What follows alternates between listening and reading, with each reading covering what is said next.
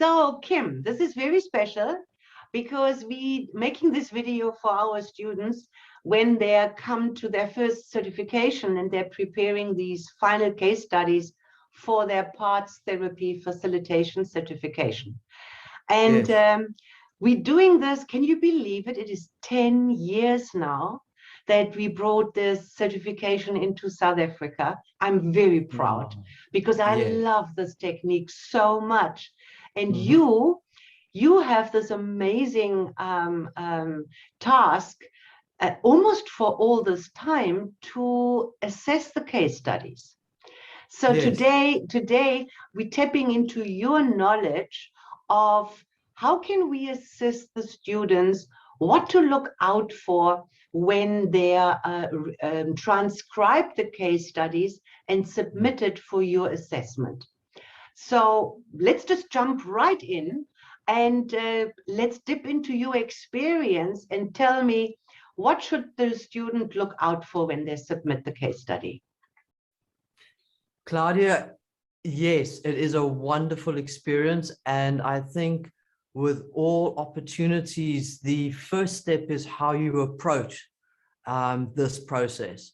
As a facilitator or a training student, how you approach this process is of the utmost importance and will set the foundation for the way forward. So while we have a requirement for passing on a practical side, to come forward into this process with the attitude that it is designed to support and enhance the development of the facilitator or the student. And rather than viewing it as a test, it is a wonderful opportunity to assist you to practice, integrate, and refine all that you have studied up to this date. Plus, it prepares you to go deeper. So bring your vulnerability in the sense of taking questions, bringing your hindsight, your insight, and your curiosity of how this unfolds, how you learn. Learning is a wonderful opportunity, and it's meant to be enjoyable, you know, and it's important to bring acknowledgement for yourself as somebody that has studied all this work and is busy implementing it, acknowledgement of what you know, of what you can still learn, and approaching it in this manner, I think starts with a good foundation to open you up to enjoy the process and to get the most out of it. Yeah, yeah. When I teach this wonderful technique, I also say to the students that you will make mistakes. It's almost impossible because every session is a little bit different. And don't think that you have to submit a perfect case study, because when you detect your omission, or when you find that you could have worded something better, just put it into the case study, because your self-evaluation shows us your understanding. Do you agree with that? Absolutely. Absolutely. And this is one of the points that is going to be brought up again later regarding that the hindsight is 2020 often. And, you know, the beauty of the opportunity for one-on-one mentoring, which is priceless in any field that you're studying in. So with the structure of the PT case studies being 3 consecutive case studies, each one being personally attended to by the facilitator, and a communication happening between the facilitator and the assessor, this allows for growth and development. So it's a beautiful process, like you say. It's actually very simple.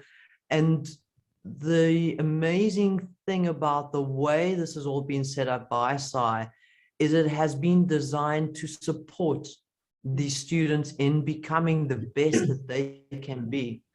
And as you say, the process of hypnosis and the language and the techniques is a very refined science and art. And we're not naturally conditioned in this beneficial use of language and understanding, which is part of the learning process. Yeah. So every time you get something right, it's fantastic, you know, and also every time you find an area where you can improve or upgrade or expand or deepen, that's even more beautiful in a sense, because it's giving that room for expansion and growth. Yeah. Yeah. And having said this, the framework so nicely now, Kim, perhaps we can jump right in, because we offer this Yes. in-depth step-by-step. Yes. So we really equip the student. So, and the manual explains in so much detail what to look out Absolutely. for. But from your experience, where do students still sometimes struggle to give you the information in the way that you can assess it? Okay. So the first important aspect to consider when you're presenting your case studies is the assessor can only see what is presented in writing.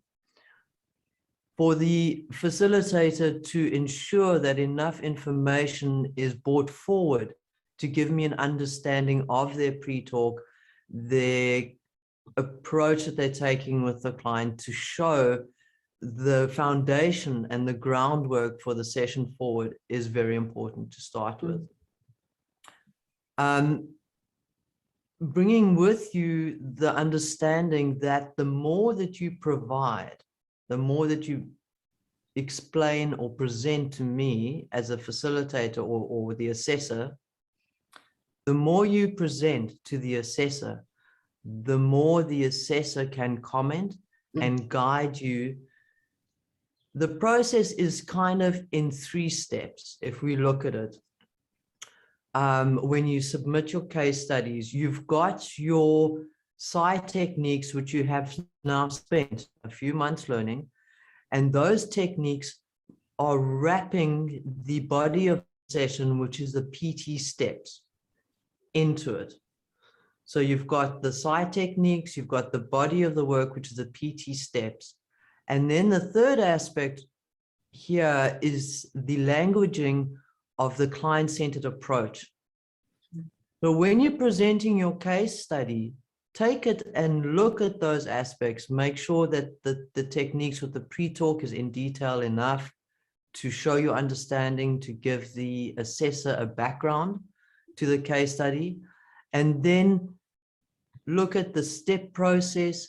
As you said, we have got such a comprehensive summary of the step process. Follow it through, and then engage with presenting the style of the question, how you put your words across, how you respond to what the parts are saying, how you utilize a client's words.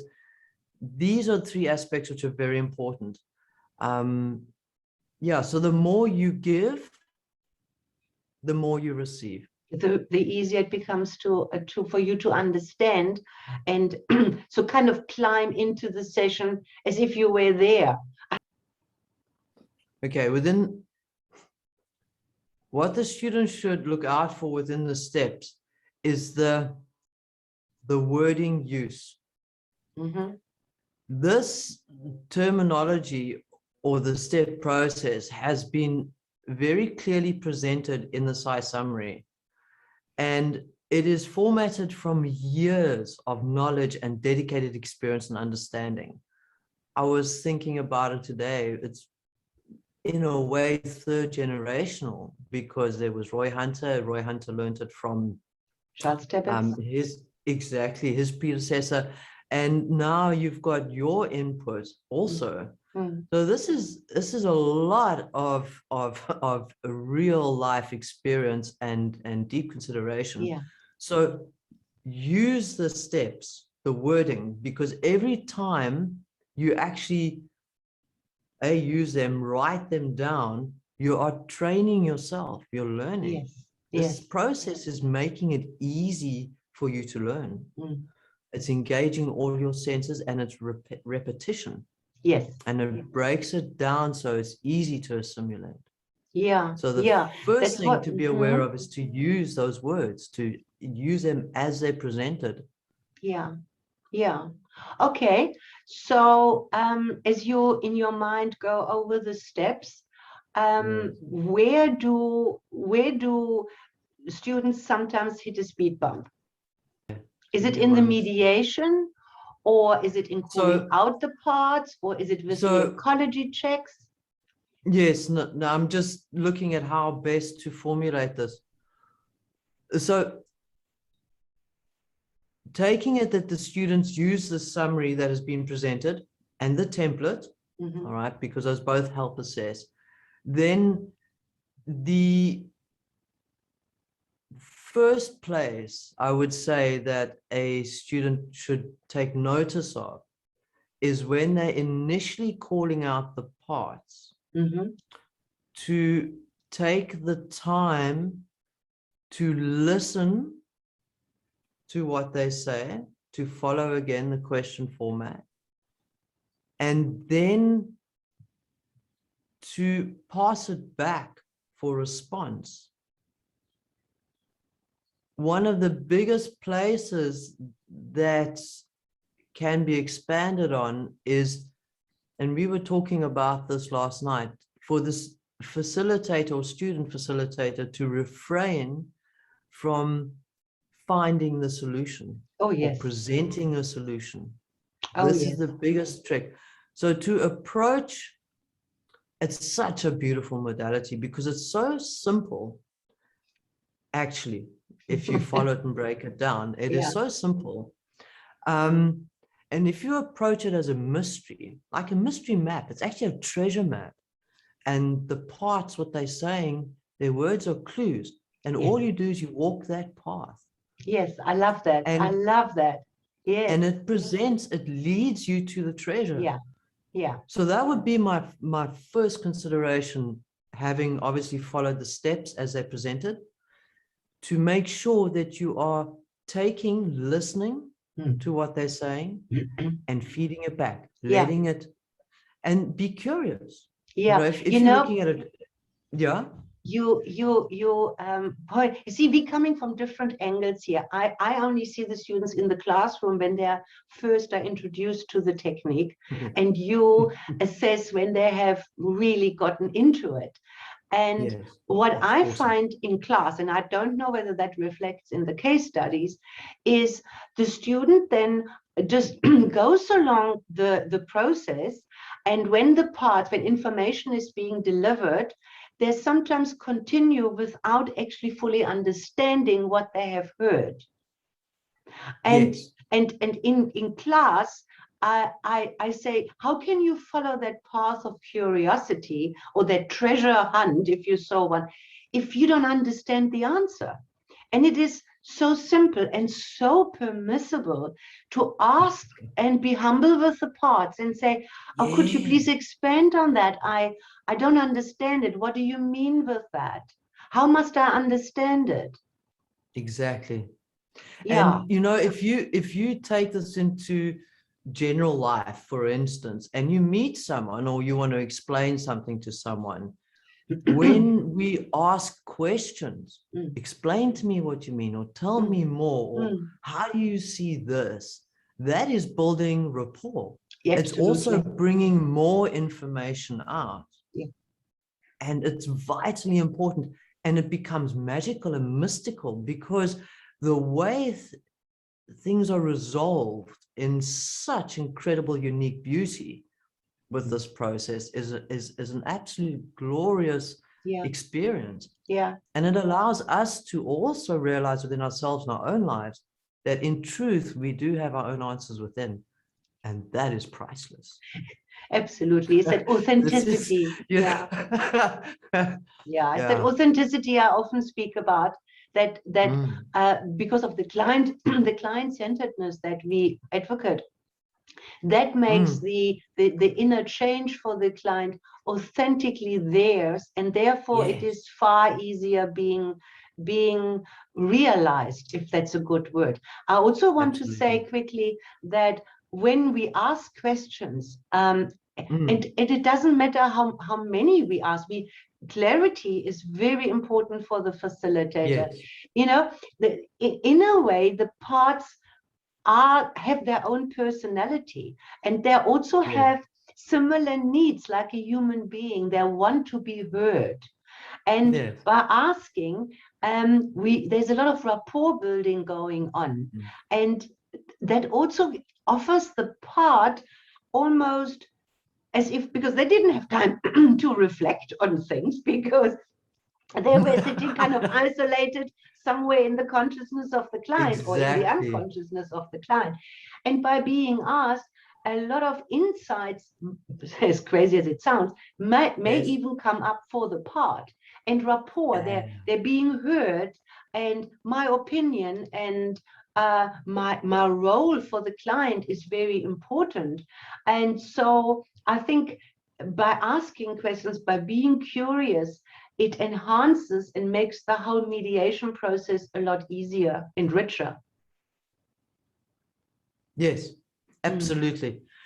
This is a very, very valuable point too, because you know for yourself, or people know, when they sit and contemplate something and they have questions where people come and bring questions, they explore, they expand their own perception of what perhaps they thought was possible before, or of ways of doing things. And this is one of the gifts, as you say, of being the facilitator, is you get to utilize this opportunity to help somebody unpack themselves, Yes. or reach new definitions, Yes. according to what feels right and good for them. Yes. And of course, then it brings us into the next point, which is so important within the facilitation process, is to find a positive expression and clarity so that the client can double check within themselves that this is truly a suitable resolution for their lives, as you mentioned in our conversation, or that, you know, this is the best way they can bring something forward, because you're dealing with a whole being. And the more clarity and positive expression you can obtain in an agreement, the more it encourages the expression and the continuation of this new style behavior or new concepts or perceptions in the client.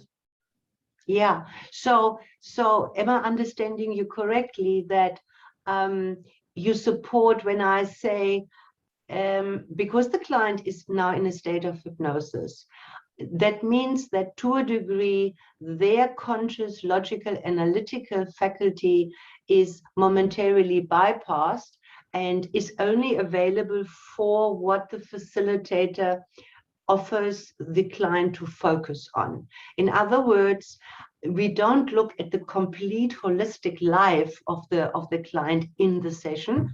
We go down to the microcosm of the life of the part, the world of that part, or the parts in question. So it's therefore the role of the facilitator, as much as they're able to, obviously there are limitations, to follow the mediation and the agreement that the parts will come to. How does this sit and fit into the life of my client as far as I know it? Is it logical? Is it doable? Is it applicable? Yeah, I don't know. There could be hundreds of examples that one could give, but so the facilitator kind of is zooming in to what's happening, curious into the finest detail with the parts, and then zooming out to see how does this sit overall with what I know about my client. Will this be acceptable to my client's conscious mind? Yes, very much so. Yeah. And of course, the part is a very focused aspect. It has a specific purpose or intent. And the power of simply opening up its perception to communication with another part or with greater aspects allows its worldview to expand, for Totally. lack of a better word. Totally. And it's profound how in conversations, you could use an example if you had like a classroom full of children, but they were all in little boxes and they were learning and just doing their work. And then suddenly you take all those boxes away and these beings can communicate. Suddenly their world as an individual becomes a lot bigger, Yeah. and the group potential becomes massive. Yeah. And this is an analogy in a sense of what we're doing with the questions and the communication. Yeah. Yeah. Because the parts from the moment they came into being have almost entirely lived, I would say, or existed in isolation. Many of them have, Yes. yes. Yeah. So they're without knowing any exceptions. No, I do maybe one or two, but it's so rare. They're always think, if a part can think, they always do what they do because they think they're doing a favor to their host, to the client. And Yes. they are sometimes completely baffled when you say, do you realize that what you are doing actually causes my client to XYZ, and it's not a favor for them, it's not productive for them? And they say, oh no, I didn't know that.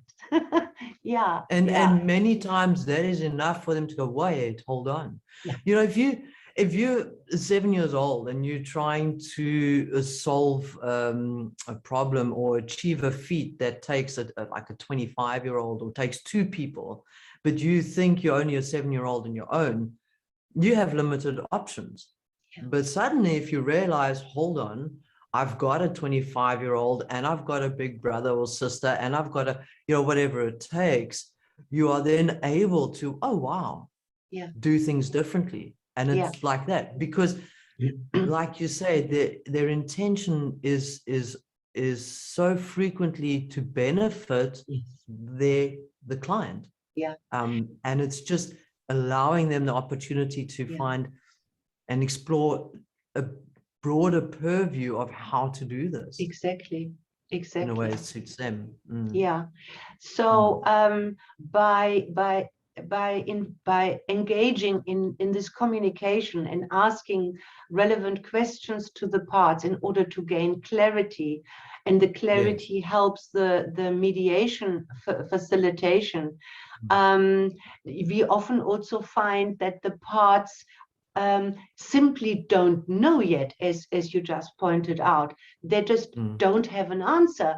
And I find when this happens in class, when we introduce the situation for the first time, the facilitator, the student, almost instantaneously jumps into the rescuer mode, the counselor mode, or whether they have the background or not. And they think, but why don't you try it like this or do it like this or whatever? And I think it's so important that we swallow those natural instincts to help, because if the two parts that we initially talk to, if they don't find the resolution, there is always a part that will come to help. And I think that the students need just be rest assured that there's always help available, that they don't have to take ideas from their life and kind of press it onto their client, which is so not, and that is kind of a fail for a parts therapy session, isn't it? Well, yes, it's not just for the parts therapy. As a client-centered approach, which is the most beautiful, and it's a very advanced technique, actually. This is where, if you want to talk about consciousness, this is where the expansion is coming, is to learn to find our own answers within. Yes. And so a client-centered approach is to trust that person has the potential and the knowing within themselves to live and guide themselves the best. They know what's good for them. They know what's right for them. And it's about opening up to that. So whenever you're working with a client-centered approach, to work with that, hold on, within you what is the best for you. And the role as a facilitator is simply almost to hold space or to Yes. hold a foundational base so that they can find the freedom within themselves to explore and discover that. Yeah. And that's it. Yeah. It brings me And back like to, us, yeah, it sorry. brings me back to how you opened up, like how to approach a session. It is this space holding. If you are concerned and you're racing in your own mind as a facilitator to try and find a solution, the energetic value of your space holding is diminished. If you sit and you to trust, that is felt by the client, it's felt by the part, and that's very important.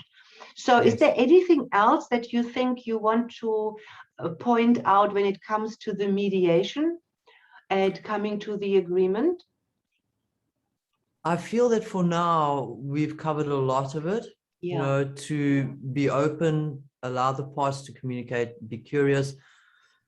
With the mediation, when they are communicating, I find an easy way to isolate or to recognize and notice is to just take key points down of certain words, Yeah. and that will help formulate the agreement, which Yeah. is the next step we will be going into. Yeah. And it's not much. And what will happen is, as you just take a key point from a sentence, you will find that there's something that is repeated throughout. Mm-hmm. And that is a beautiful way to make it easy, especially when you start practicing this, to just identify the key points and then to use them in the agreement, or to bring them into the agreement, obviously with the parts confirmation that that's what they want.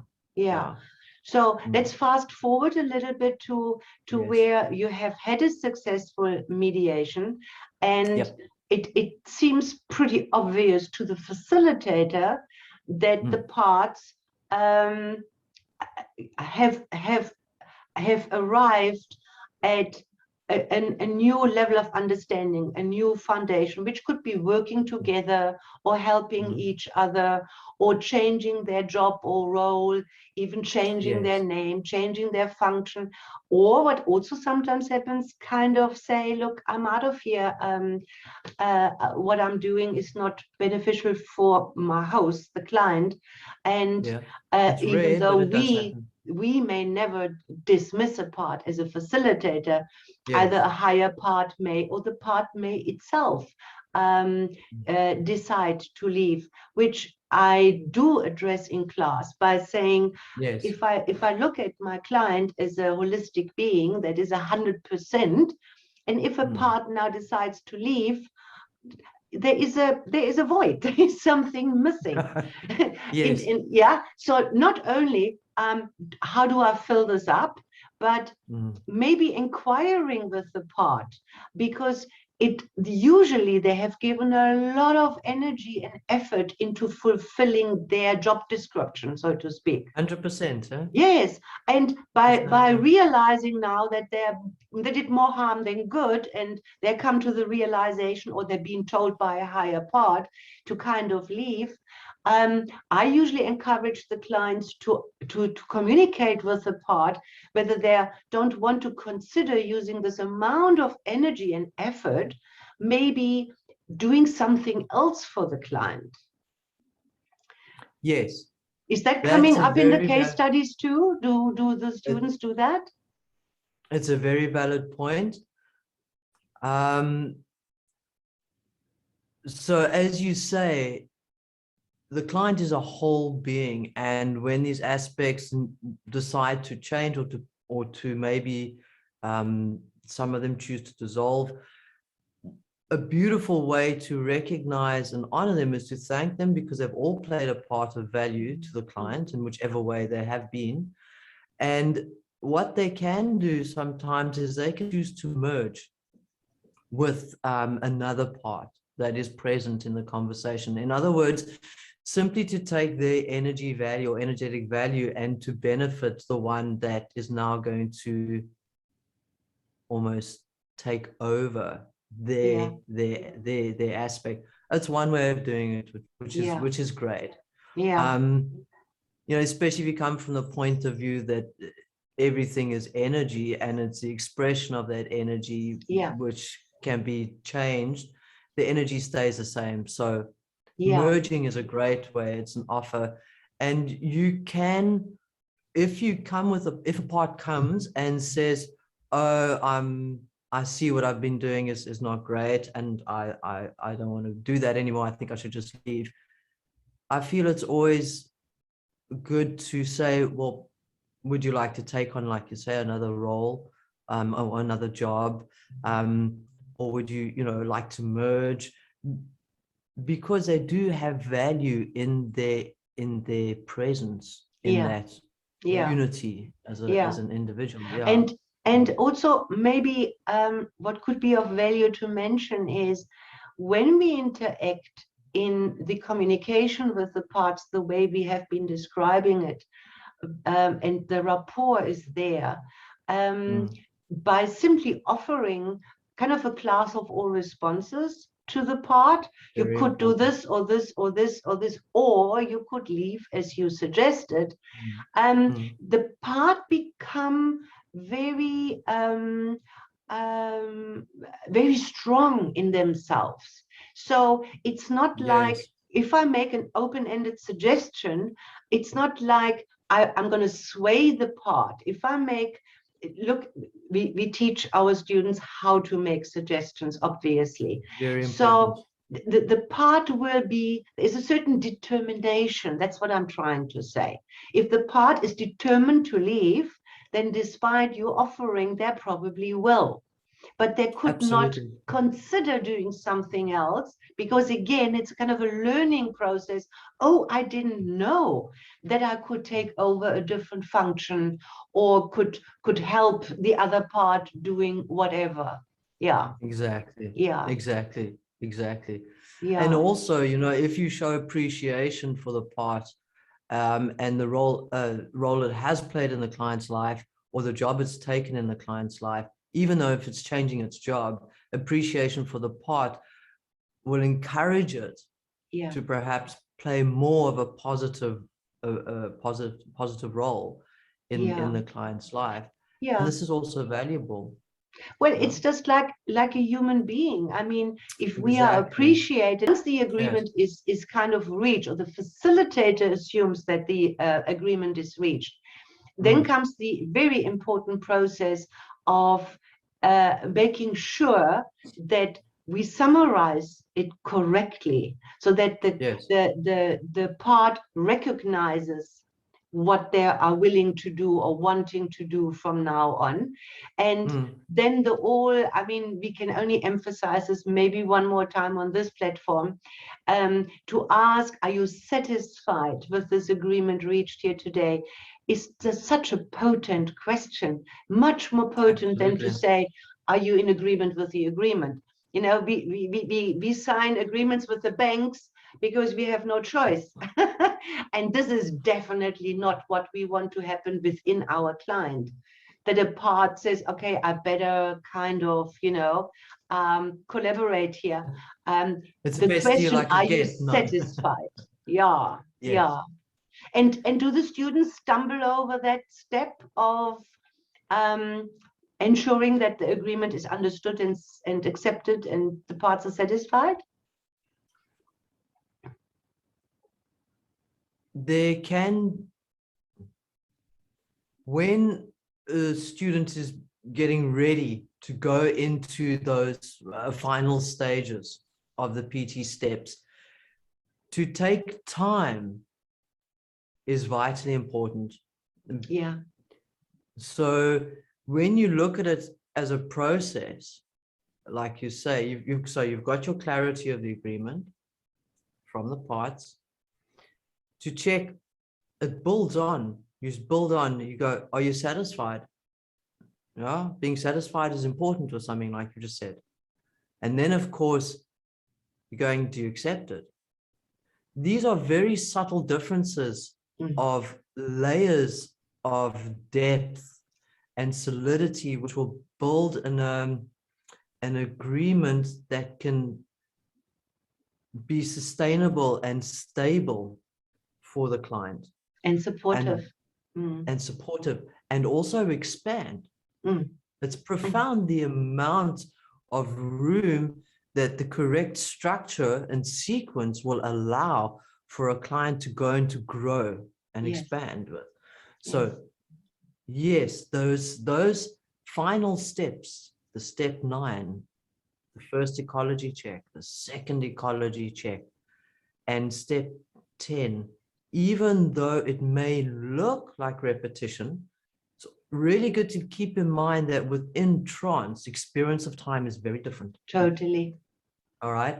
So you are so engrossed in the process that taking time is allowing the richness and the depth of this new potential to really take root. Yes. In the client. Yes. And if you absolutely, and if you think that the client took himself to a hypnosis practitioner because of an inner conflict, now the inner conflict is understood, and we have players, team players now that we're talking to, and what we under all circumstances need to avoid is to integrate a different conflict.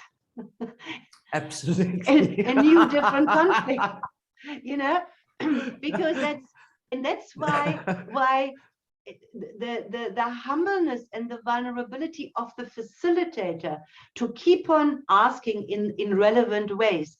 Are you sure about this? I even go as far when I facilitate to say, do I detect some hesitancy in your voice when a part speaks to me? Oh, yes. Do I detect that, or is it my imagination? Are you in this full-heartedly? You know, because the parts will display that. They will say, oh, yes, I'm over the moon with this. Because you don't want to integrate anything that is not as perfect as it can be. And the beauty is that although the parts prior have been living in isolation, or like the children in the boxes, as you say, this is no longer the case after the session. So the participating parts are now aware of each other after the session.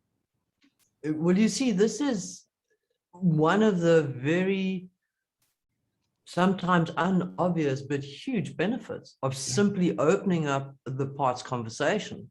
Is now there's communication. You have got a much larger potential of how this relationship within the client with themselves and their different aspects can expand and grow and deepen. Yeah. Because your resources are so much larger. Yeah. You know, and of course, because of the way it's integrated with harmony and respect, this is setting a foundation to nurture and nourish the client as a whole. Yeah, It's and this amazing. is something that we maybe don't expand enough in the manual. I do it in class, I do mention that.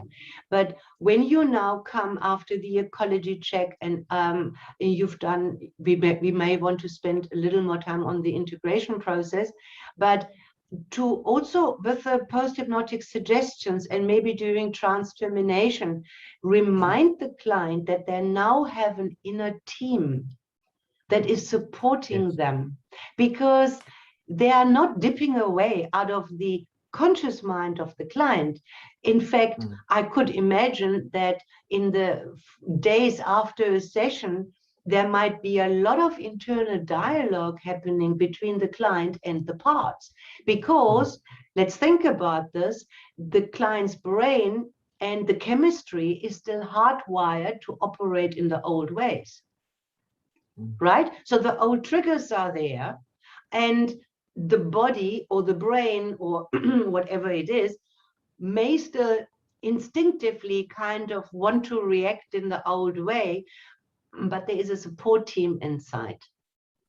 And I think it's such a wonderful way of mentioning this to the client, or during the post-hypnotic suggestion, or during the trance termination, that they will awaken and go forth into their life with their own inner unique support team.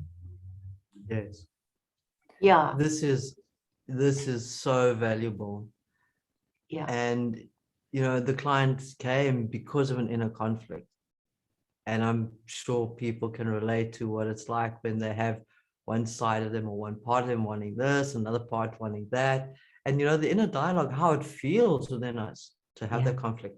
And now suddenly to walk away, Yeah. and they're communicating in Yeah. a way that brings resolution. Yes. They're working together. So, I mean, the benefit of having your own support team is, is there a word to No, describe it? I don't think so. You say he's going to limit it. This is, Yeah. Yeah. yeah. Okay. So we jumped a little bit over the so important integration, which is important after every session. But when Yes. we do kind of sessions that are intense, like uncovering a cause, which we either do with regression and Yeah. in parts therapy, we may not uncover the initial event that caused the inner conflict, but we definitely dealing with the resulting programs or Yes. parts of the event. So it is a very, very deep technique. And the deeper, so I'm saying this in comparison to symptomatic hypnotherapy, where Yes. we read a beautiful script or we do a metaphor, and we hope that the client's conscious mind and subconscious mind will accept it. But the deeper our sessions are, the more important the integration process is, because everything is kind of this. You know what a snow globe is? This is what I use in class. You shake it, and the thing is, these little glitter parts, they will not necessarily fall on the ground where they have been before. They Yes. find a new homeostasis, a new equilibrium, a new harmony, and it's the facilitator's duty and joy in a way to facilitate this, and again, not to rush this. Yes. Yes. It's like if you suddenly move to a new home, or if you change your whole room around or something, when you're operating, like you say, it may be a choice that you've made for your benefit, but it still takes a while to relax into it. Yeah, to And acclimatize fully. Yeah. yes, so in the integration, as you were saying, the importance of that is giving them time, the client time, to actually experience this Yes. on a very deep level. And this is part of the wonderful techniques that also wrap the body of work, Yes. the PT steps. So the integration is a wonderful opportunity again to sort of relish and to revel in this new freedom or harmony or Yes. expansion, Yeah. and to help physically, as you say, train those pathways, Yeah. give them a bit of practice, Yeah, so it becomes totally. a smoother transition. Yeah. And of course, if the facilitator has the kindness to let the client explore even further, they might get glimpses into how this inner change may, what is a good word, may mushroom into the outer world, into wow, almost endless kind of possibilities. Yeah, so Yeah. not rushing that process, Mm.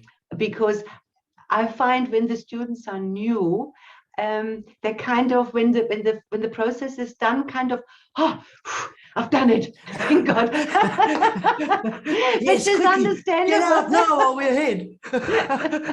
Which is understandable, but have the patience, know what you allow, what benefit you allow for the client to see this through.